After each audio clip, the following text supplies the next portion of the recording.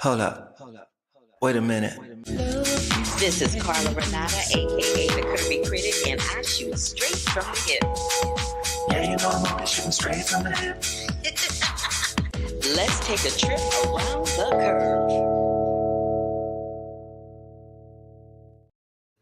Hey everybody, it's Carla Renata, the Curvy Film Critic. Yay! Sorry, it took me a few minutes to get online. My mouse decided it didn't want to work today. I don't know what's going on. Technology, it be trying to get the best of me sometimes. But welcome to another episode, a live new episode of the Curvy Critic with Carla Renata. I'm your host, Carla Renata, and I got a show for y'all today. We're gonna talk a little wild robot. We're going to talk about a little Lee. We're going to talk about a little REZ Ball. And we're going to talk a little bit about,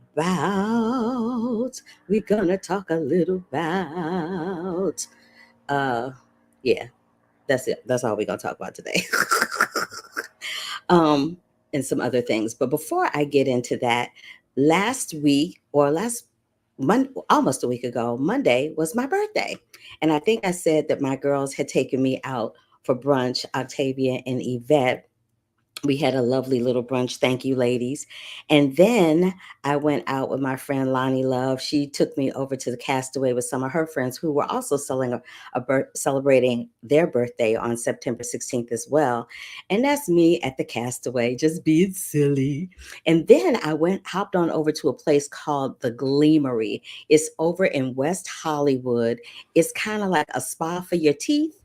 And what happens is I went in to get my teeth all whitened up because they had, a little stainage from having a lot of red wine and coffee and whatnot.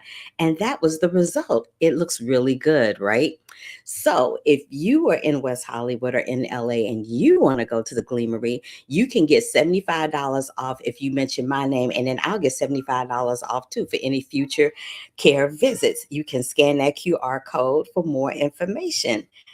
And again, if you get 75, I get 75, okay?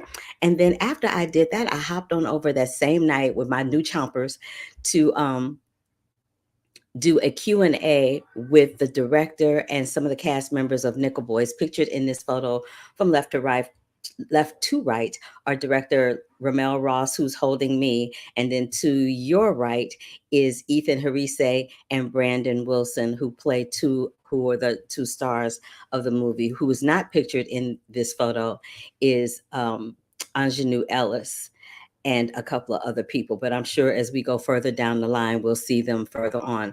I'm also going to talk a little bit about Omni Loop, which is a really cool movie that I saw. So I'll talk a little bit about that right now. We'll get into it, shall we? But before we get into it, let me go and see what the comments are, because I know Brandon and popped through here and said some things. And he said, "Hi, Carla, I'm seeing Wild Robot on Thursday. You're going to love it, Brandon." And you said, "And I think this has been a great month for film. We just had Transformers 1 last week and now Wild Robot this week." You are absolutely correct in all of that. And thank you for popping through and saying hello. I appreciate you. I always do. So you guys, the Omni Loop. Omni Loop is a Magnolia Pictures film. It's in theaters right now. And if you want to purchase it, you can purchase it on Apple TV Plus to watch it. It's directed by Bernardo Brito, who is a Brazilian filmmaker, and it stars Mary Louise Parker and Aya. I can never pronounce this child's name. It's either Edabiri or Edabiri. I don't know. Ayo. Okay. I'll say Edabiri. And what happens is it follows Zaya Lowe, who's played by Mary Louise Parker, a quantum physicist who finds herself in a time loop with a black hole growing in her chest and only a week to live. But what doctors and her family don't know is that she has already lived this week before so many times, in fact, that she doesn't even know how long it's been, until one day Zaya meets a gifted student named Paula, who's played by Etta Berry. Together, they team up to save her life and unlock the mysteries of time travel. I'll say a little bit more about this film after I play this interview that I did with the director Bernardo Brito. But what I will say going into is that there have been a lot of films concerning time travel, but I think this might be my favorite one. So anyway, without further ado, take a look and listen to this interview with the director of Omni Loop, Bernardo Brito. Hi, Bernardo. Hi, how are you doing? I'm good. How about yourself? I'm doing great. I can't help but notice that your name, Carla Renata, is the name of my aunt and her daughter, my cousin, Hinata. Carla is my aunt and Hinata is her daughter. So it's just very funny to see those names together. They're together in one person. That Yeah. is wild. I hardly ever meet anybody with my first name or my last name. So it's nice to know that somebody, and Renata seems to be a popular name right now for some reason. I don't know what's going on. Not a very popular name in Brazil as a first name. It's a very popular, I feel like, Hinata. Yeah. Oh, well, we got something in common, and apparently your country has good taste. I'm so silly. Pay me no mind. Let's talk about OmniLoop, shall we? Yes. This was it was a visceral film for me because my mother is of an age where I need to prepare that I may not be on this planet with her for much longer. And I remember one day I asked her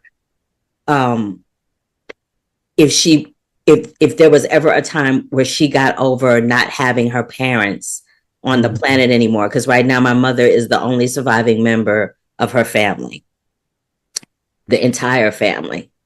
And so I asked her if there was ever a time that you get over that. And my mother said that you never get over it. You just find a way to get used to it. Yeah. So I say all that to say that on the other side of this film, how do you find meaning in your life after losing a loved one who takes up so much space in your life and in your heart? I don't know. It really still messes me up. This year's been a lot of it for some reason, and my grandpa passed away at the beginning, right before we premiered the movie, and I saw my mom go through it. Obviously I was very affected, but in some ways it's like I remember seeing my mom go through it and realizing like, oh, my mom's also a daughter. Like, this is a daughter, and it doesn't matter how old they are or how long you've gotten them for. Like, it's an impossible thing to understand that this person is no longer here, that this person who has been everything to you in your life. And I don't know. I don't know. How do we get through with it? I think for me, a huge part of this movie and in the writing of the movie that helped me find some comfort was when my brother had his first son and I became an uncle, and my nephew was born on my birthday on April 1st. I got to hold him in my hands on my birthday, and this was a person that was not there before and now is here and is alive in the world. And then you watch them take their first breath and you watch them learn to speak and sit up and walk and all this kind of stuff, and that just felt like something. I don't know what it is, but it felt like life continues on in some way beyond us, and all the people that came before are there too. Whether my nephew ever spent any meaningful time with my grandpa, or if he ever remembers my grandpa, that's irrelevant, because my grandpa is there with him, because my grandpa shaped me and my grandpa shaped my brother, and those things shaped my nephew. So it's just, I don't know, I guess it's the continuity of life. The fact that your mother clearly had an effect on you, and now we're here on the Zoom and we're talking about her, and she's having an effect on me, and I'll get to go through with this, and I'll get to pass that on to other people. And I don't know, that's what being alive is about. And so I appreciate you sharing that with me. It's tough. Yeah. Absolutely, because I know this is meant to be like a sci-fi drama that is set in these circumstances, but you can't help but walk away from it feeling that, because she's taking this pill, she's got the black hole in her chest. I mean, there's all these things that are going on, but at the end of the day, she keeps putting herself in situations where she can go back and talk to people, which brings me to this. But before I say that, you got a birthday twin with your nephew, and I'm a birthday twin with my dad. I was born at the same time and the same day as my dad. Yeah, it feels like a special connection, right? I Right. feel It's like, totally oh, there's something. right. It's a totally visceral connection that it can't be duplicated. And there's something special about it being on that same day. And particularly with my dad, I literally was born the same time he was on the same day. So I tease him all the time. I'm like, I'm your birthday present for the rest of your life. Sorry, but not. Yeah. Having said all of that, with going back in time, doing this whole time travel thing, if you could go back in time to one moment, where would you go and who would it be with and what would you say to them?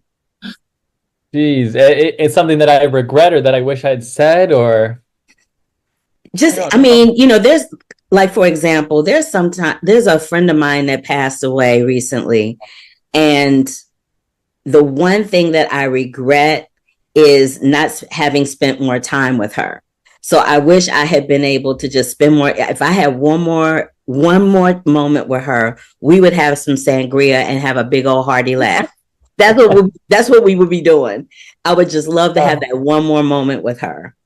Man, that stuff really, I don't know. It really, it does something to me, all those things. I mean, that's why I guess I made a whole movie about it, but all those thoughts.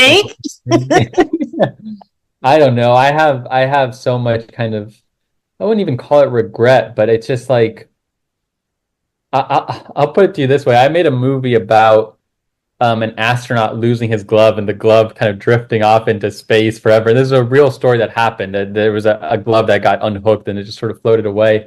And the idea of something just kind of floating away from you and not being able to get back to it, like even like friends that I've drifted away from who are still like living and in the world, like I still feel so like, I wish we could just like go back and be kids again and hanging out at that parking lot at the Walgreens in Miami, where I was just like, man, you know, get candy and hang out in the parking lot. Wasn't that so fun to go back to that? I don't know. I'm constantly thinking about the past. I'm constantly thinking about people in my life. I was just talking about this. I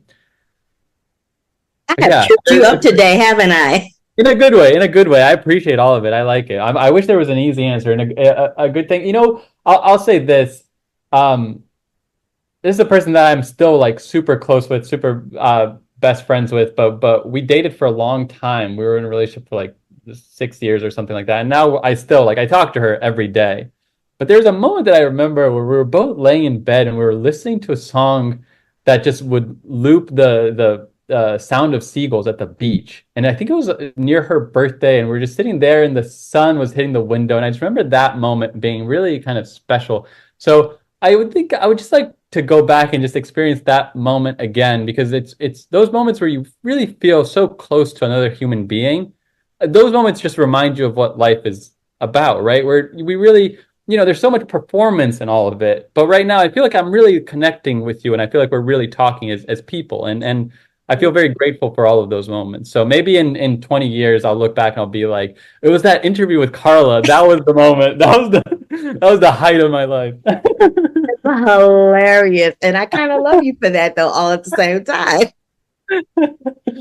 But before I close it out, I just want to thank you so much for your time and for your artistry. I remember when this film played at the Santa Barbara Festival, and I wasn't able to catch it there because I was a juror for another genre of film, and I was inundated with that. But I was happy that I was able to finally catch up with it and catch up with you. So thank you. And thank you for sharing what you did with me. It really meant a lot.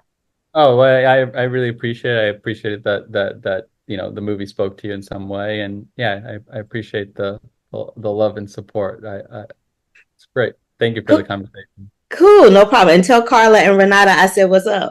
I will.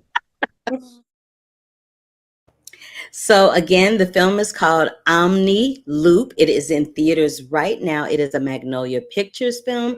If you want to watch it at home and stream it, you can stream it via Apple TV Plus. REZ Ball. REZ Ball is this film that I really kind of dug for a variety of different reasons. It is streaming right now on Netflix, and I had an opportunity to sit down and talk with this cast as well. And I'm just gonna let them tell you more about the film. So take a look and a listen to this interview with the cast and director of REZ Ball. I enjoyed this story so very much because we see this from everybody else, but we never see it from this vantage point with the Navajos, and I was living for all of that. But you know, I gotta ask about this sheep scene. I gotta find out, how long did it take to shoot that? What was it like for you to be involved with that? Like, just talk to me all about it. We didn't have a ton of time. I think we had 2 days to shoot all of the sheep scenes. Oh, wow. Yeah. So, in addition to other stuff as well, too. So it was, but a lot of pre-planning, a lot of coaching the sheep and teaching the sheep and trying to train the sheep. And then, but at the end of the day, you're still working with animals, and animals are unpredictable. You know? What was the most unpredictable moment that you had that made you all kind of just laugh out loud? I would say the sheep running towards camera. And they could have gone anywhere else, and the one place we didn't want them to go was straight to the camera, and they went straight to the camera. Or most of all the sheep were supposed to whenever we go they'd all run off, and there was this one. And I think it actually got caught in the movie. Y'all called him the fat one. The fat one, yeah. We were trying to yell at it and trying to get it to move, but it was so interested in eating it was just unfazed. He was like, I am not messing with y'all right now. Yeah, because there was one of the sheep was domestic, or it was comfortable around humans. He was raised by people. All the sheep were scared of people, and the one sheep that was scared, that wasn't scared, was the one that wouldn't move and wouldn't budge. And we tried to find a creative solution to build into the story. We call him the fat one. That is hilarious. I want to talk to you, though, about representing the WNBA, because they're having a moment right now. It's a vibe for the WNBA right now. How did it feel for you to be able to embrace and represent that in this film? It was an honor. It really was, because I'm hyped by the WNBA too, you know, and it was amazing to be in that world for a hot second. And, you know, a lot of, when I was approaching this character, playing a coach as well, because I'm looking at the coaches in the WNBA too, and I see their strength, and it's amazing. And you know, it's still predominantly like a male sport as we see it as. And bottom line is, I wanted to take kind of like the Phil Jackson approach, but as a female coach doing that, you know, with the triangle, and how his teachings was the Navajo philosophy. And I was like, we're doing a Navajo film, so I would love to incorporate that. And it's just the influences for the film have been remarkable, because I was able to use what's happening in real time and, you know, historically to inject into this film role. Right? Exactly, because there's that moment where you're on the bus and they're saying, why do we send a woman in to do a man's job? And I'm like, really? That's what we're going to do right now? Yeah. I was really upset about that. Just so you know, I was really not having that. But I'm like, okay, I know it's part of the story. Calm down. It's not real. Yeah. but you know what I mean? But I just wanted to give you your props on that. That was appreciate really wonderful. You did a wonderful job. Thank you so much. I also want to talk briefly about calling the plays in Navajo, because I thought that was such a brilliant piece of culture and history to bring to the story. What was the inclination to do that for the film? That really stemmed from our initial decision. You know, when we first began writing the script, we were very adamant. We did not want to have a white savior character coming in to save these kids, right? And in the form of the coach, right? It's always the white coach comes into the reservation and is going to save the kids. Day. Yeah. Mm-hmm. So we knew very early on this coach had to be from the community. They had to know what these characters are going through, what they're experiencing. And so when they faced adversity, those solutions, as a positive consequence of this decision, those solutions had to come from within the community and from within the culture. And so as we sort of kept tugging on these story threads, these different solutions started presenting themselves. She's not going to take him to the big city, to an art gallery to teach him something. No, she's taking him to sheep camp, which is going to plant the seed with Jimmy to say, ask the question, what if we called the plays in Navajo? And she's going to recognize that and say, show me what that means. She knows what that could mean. but she knows him as a coach. He has to decide that. So all these, as we sort of kept pulling on these threads, and with the goal of sort of telling the story from the inside out, it had all these unintended positive consequences, and that's really where it came from. I love that. Thank you all so much for your time today and for sharing. I'm going to try to get this right. So to say thank you in Navajo, I think it's Aya. Yeah. Yeah. But I wanted to at least attempt and try to let you know genuinely how moved and touched I am that you gave me your time today. Thank you. Yeah, I butchered that, but at least I tried. So again, you guys, that is REZ Ball. It will be on Netflix beginning September 27th. It's directed by Sydney Freeland, who was the person in the middle of the interview. To the left was Jessica Matten, who plays Coach Heather Hobbs, and Kalchani Bratt was the young man that was sitting over to the right. Let me just say a few things. I love that this was, like Sydney said, that this was a film that was not steeped in the white savior narrative. It was a film that was done by Navajos, spoken by Navajos, directed by Navajos, starred in by Navajos, and it really embraced the indigenous culture. I was there for all of that. I was really there for the fact that Jessica's character, Heather Hobbs, was a indigenous WNBA player, which is another thing that is not talked about or seen. And all of the actors in the film were just absolutely spectacular, and their performances were very moving. So make sure that you have an opportunity to check that out when you get a chance. A Different Man is a film that is in theaters. I believe it's in theaters this week. I saw this film and it was a trip, because it kind of like, so it stars Sebastian Stan, who's over to the right in this picture, and Adam Pearson is over to the left. Now, this is the thing. Stan plays an aspiring actor who undergoes a radical medical procedure to drastically transform his appearance.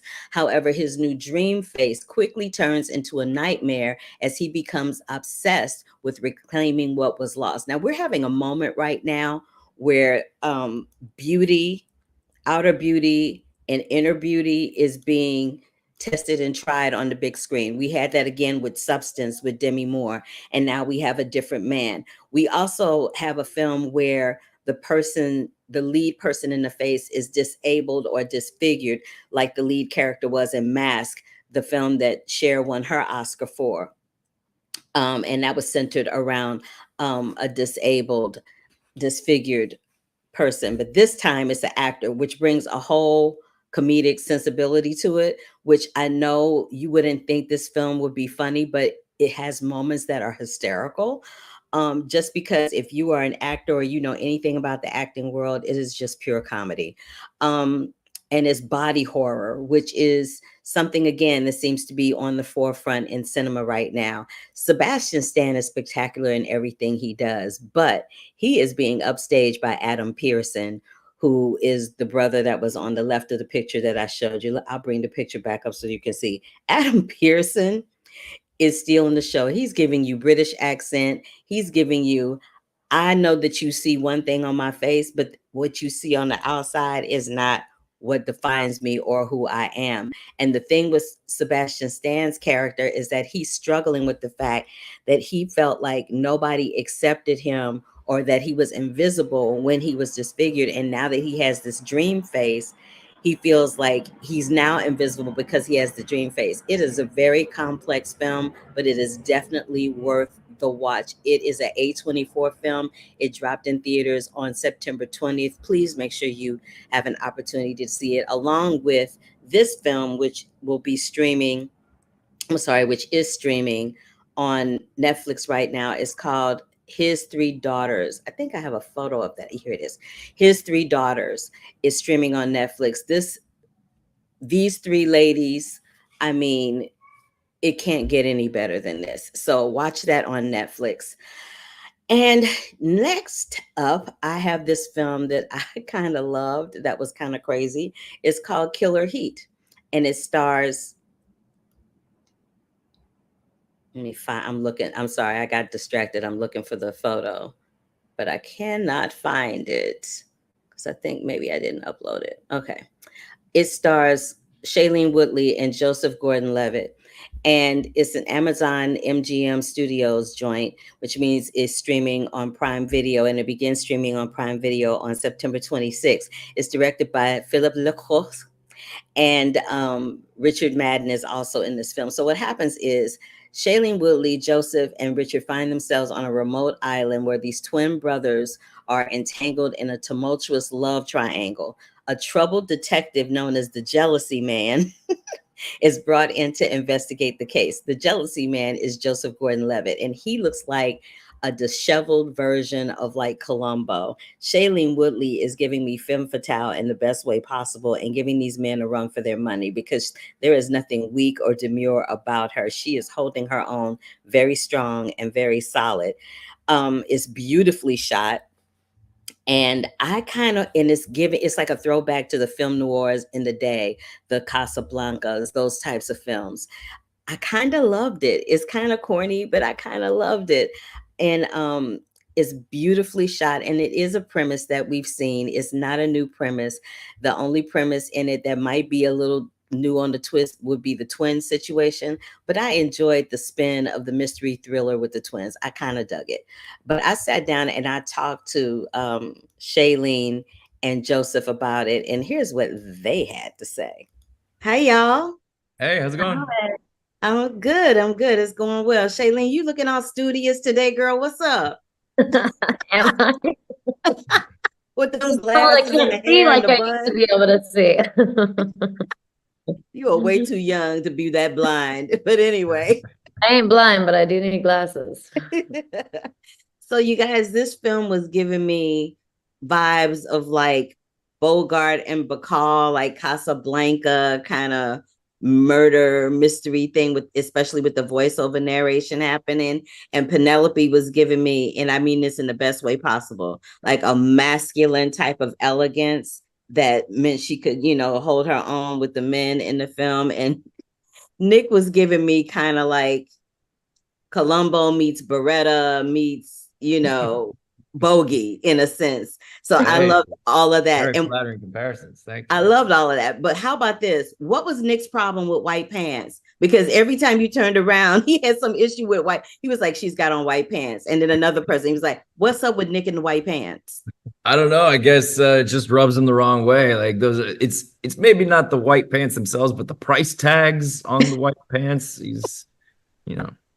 That just made me laugh out loud. I had to ask that. Well, that's good. You know, a good murder mystery, it should chill you, but also make you laugh. All those classics that you mentioned, they'll make me laugh in a bunch of different moments. So I'm glad the white pants riff worked. It worked for me. And there's also another vibe, a jealousy vibe. You know, the jealousy is like a very dangerous and debilitating emotion. And so I'm just wondering for both of you, if jealousy has ever driven you to do something that you've come to regret later in life. And in your opinion, what do you think is the root of these emotions associated with jealousy? It's like it's a demon that we all battle, I think, day to day. And it's the other side of the coin of our own insecurities, our own like feelings that we're not good enough, or, you know, sort of not being in love enough with ourselves. And because then we feel like, oh, I'm not good enough, but that person, I wish I was like that. I wish I had what they had, or I wish I was like they are. And it's universal. No matter where you go in the world, no matter how far back you look in history, human beings have been feeling jealous and letting it destroy them. And it's one of the eternal battles to try to beat back those demons of jealousy. And, you know, this is a murder mystery about someone who has succumbed to that demon. I agree. I agree with everything that he said. I think jealousy can absolutely ruin your soul. I think demon is the perfect word, because it's like a tar that just sits there and consumes until we're able to kind of move it away or work through it. And I think this movie, as Joe mentioned, is a great example of the extremes that it can lead to.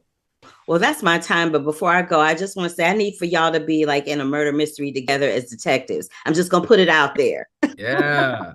Yeah, that's I'm in. next time. I'll be looking up Fatale. You be the femme fatale. Listen, Femme fatale. listen. Thank you guys for your time today. I appreciate you, and congratulations on the film. Thank Thank you. you so much. Good to see you, Carla. Bye. I love talking to them. They're always so much fun. Again, the film is called Killer Heat, and it will be on Prime Video. The Wild Robot. This is one that everybody has been dying to see. It is courtesy of DreamWorks. It's directed by Chris Sanders. It stars Pedro Pascal, Lupita Nyong'o, Stephanie Hsu, Kit Connor, and Bill Nye, just to name a few. It centers around a robot named Roz who is shipwrecked on a deserted island, and she must learn to adapt to her new surroundings. Building relationships with the native animals, Roz soon develops a parental bond with an orphaned gosling. Let me tell y'all something. This bad boy had me in had me all up in my feelings, and had me crying like a baby, just crying like a baby, because it illustrates that family is what you make it. That's Roz holding the little gosling in her little arms, and the fox looking on, played by Pedro Pascal. Pedro Pascal is hilarious. But it's a huge, there's three things that you'll take away from this when you see it. First of all, it's based on a wildly popular children's book. So if you have read the book, you'll be highly anticipating to see what the animated version of this film that DreamWorks has done is going to be. If you have not seen the book, then you'll be in for a surprise, but it literally gives you three lessons. Family is what you make it. A mother's love is never ending. It doesn't matter how old you are. It doesn't matter where you are in this world. It doesn't matter how big of a butthole you may be. Your mother will never, ever stop loving you.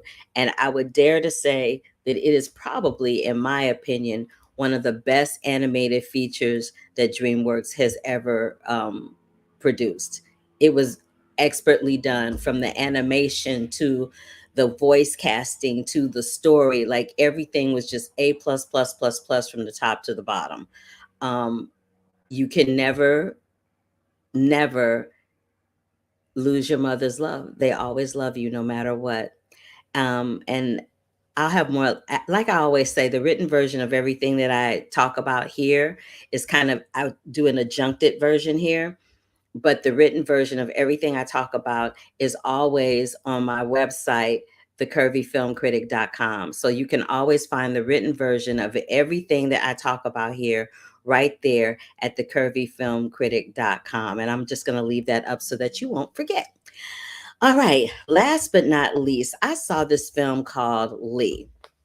I saw it last year during the AFI Film Fest, which happens every year here in Los Angeles. It's one of my favorite film festivals because it has a mixture of like classic film and present film and upcoming films. And it's kind of one of the things that I love, love, love.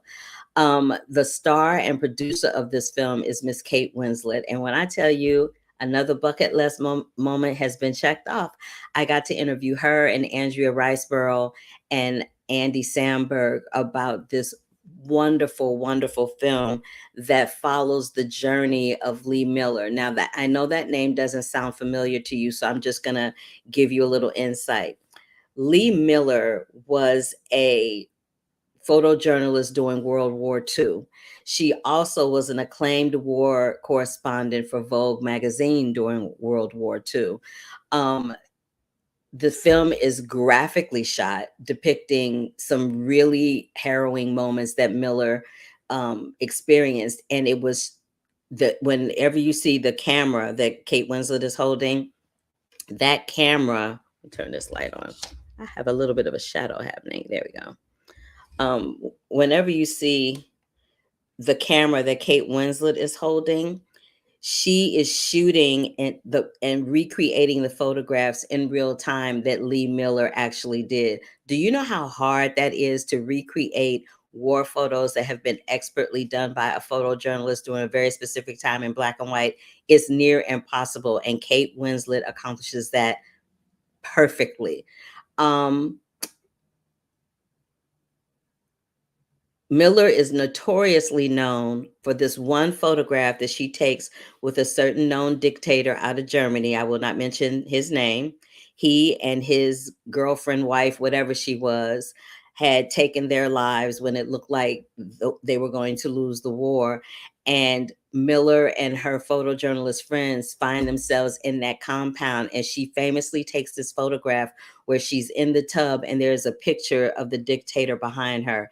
It is a infamous photo. I cannot show it here because I'll be flagged, but you can go on the internet and just put Lee Miller, dictator from Germany, and it'll pop up. You'll see it. But the thing that is most fascinating is I had never heard of Lee Miller. I'd heard of Margaret Moth. Now, Lucy Lawless, either earlier this year or last year, did a documentary around photojournalist Margaret Moth, who also was a photojournalist that would go into war zones. Margaret Moth went into Sarajevo and unexpectedly, you know, they were ambushed and she got half of her face was blown off. But that did not stop her from after her face got blown off and she literally was physically and mentally traumatized. My girl went back into the war zone and continued to do so until she got diagnosed with cancer in 2010. But Lee Miller paved the way for somebody like Margaret Moth. So, you know, Kate and I and Andrea and Andy, we talk about a lot of things. We talk about that. And we also talk about, because Andy Samberg is known for comedy, we talk about, you know, the difference between comedy and drama, and a couple of quotes. You know, I like to throw quotes from movies in my interviews and ask people what they think they mean. And so but before we get to that, I wanted to show you, that's the camera that I'm speaking of that Kate Winslet was using to shoot. You have to look down into the camera and it makes you see very, very clearly what is going on. And this is Kate and Andy, who plays David. David was one of her journalistic buddies, but I think he also probably had a little love for her at the same time. But without further ado, I want you to take a look and a listen to this interview with Kate Winslet, Andrea Riseborough, and Andy Samberg talking about Lee.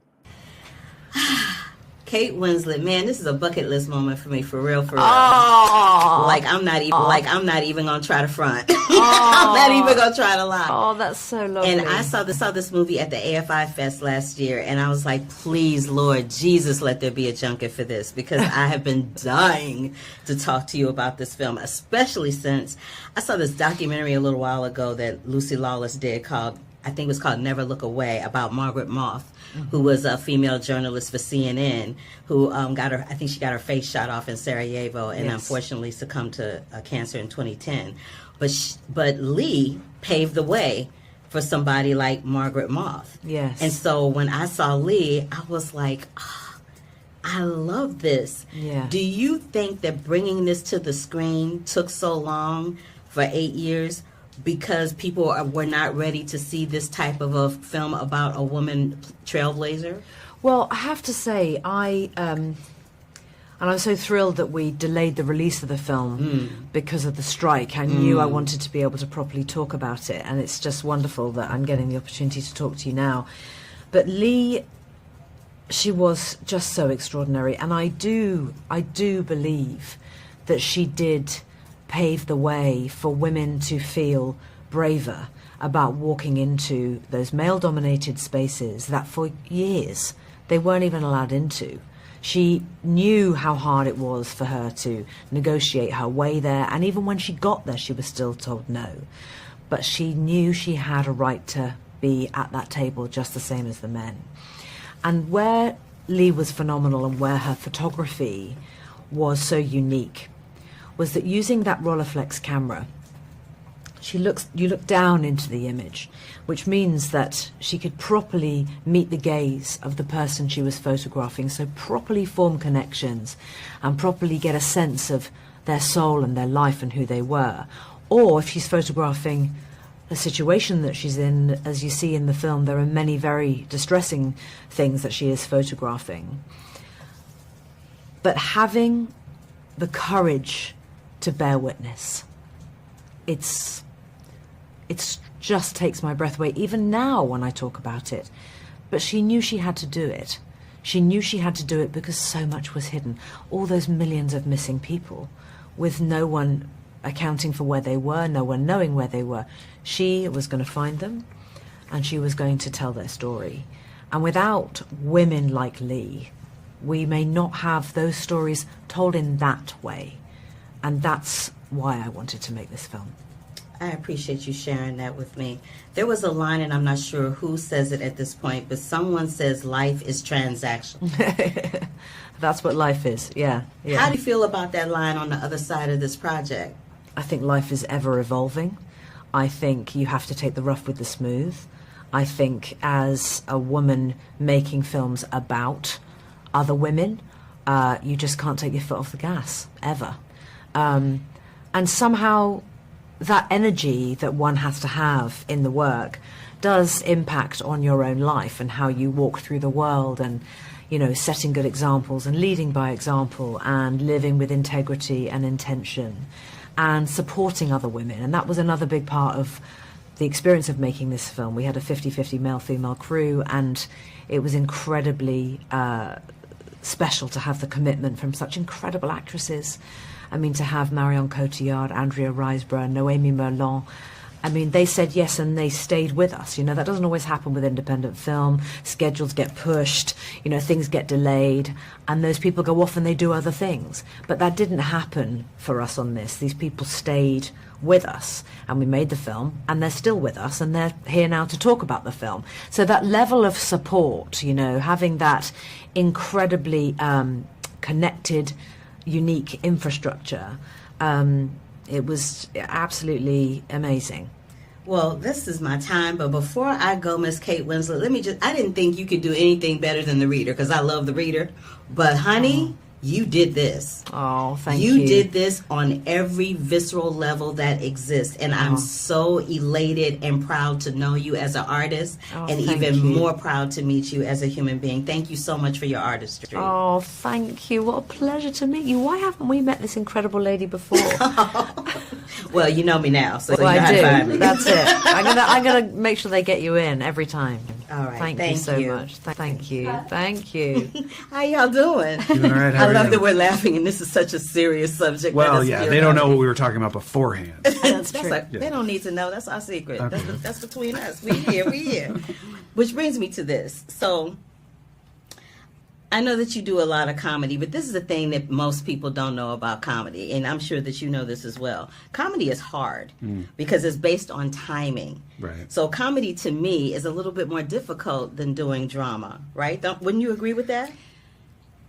I think they're both difficult. I mean, comedy to me has always made sense, like musically.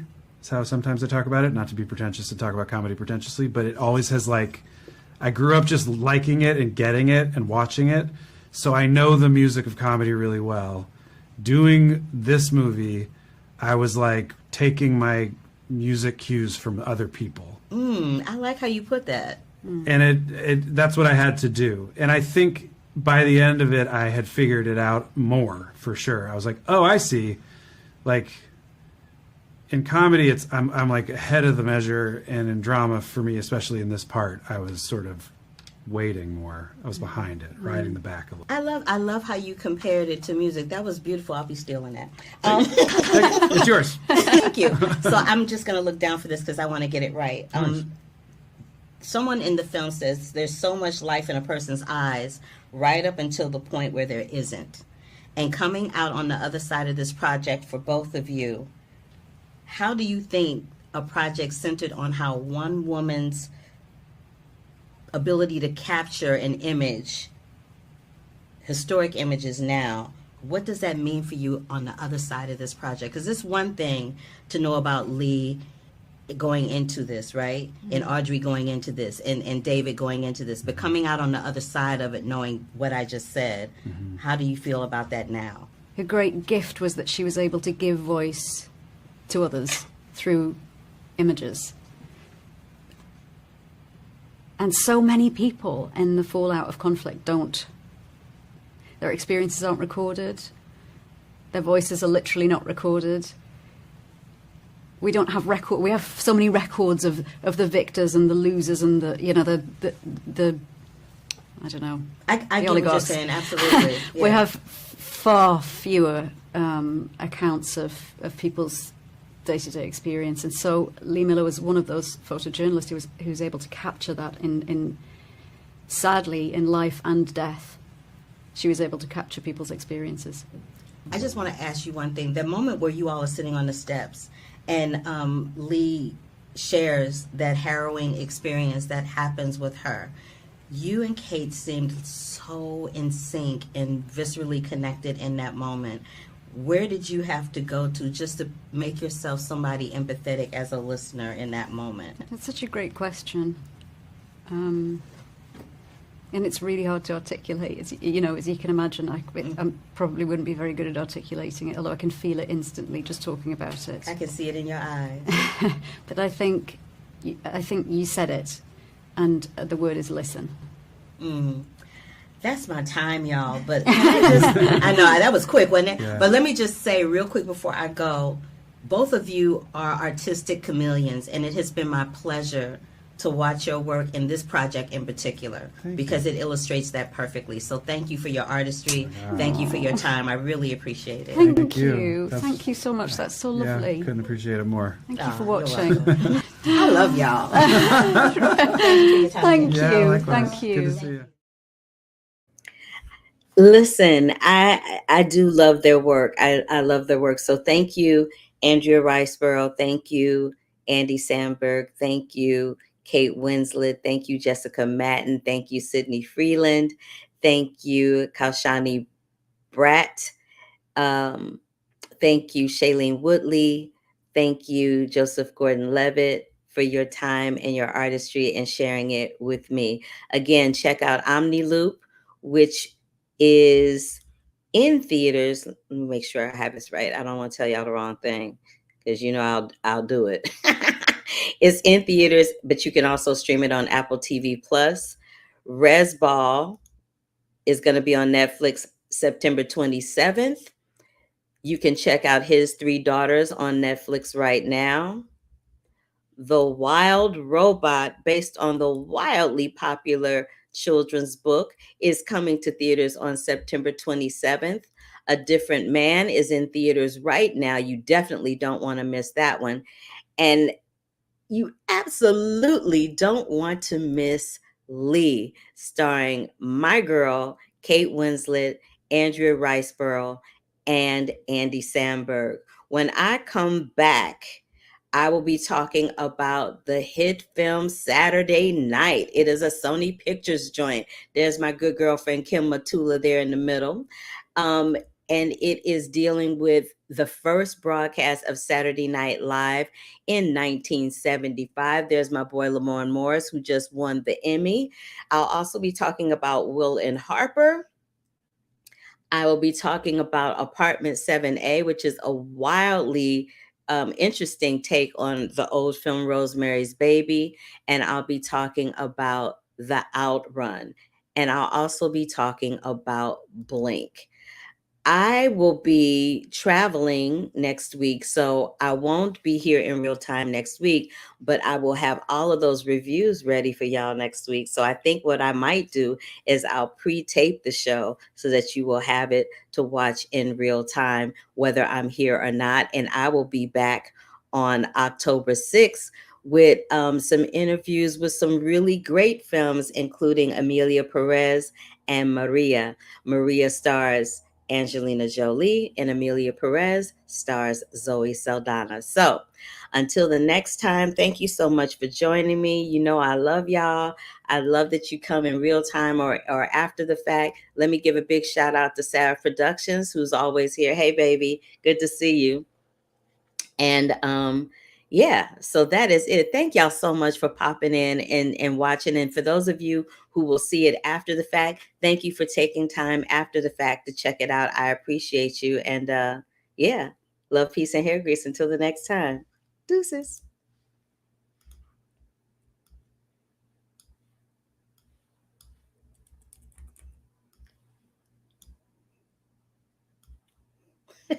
And I'm back because I can't find my picture that I close out with.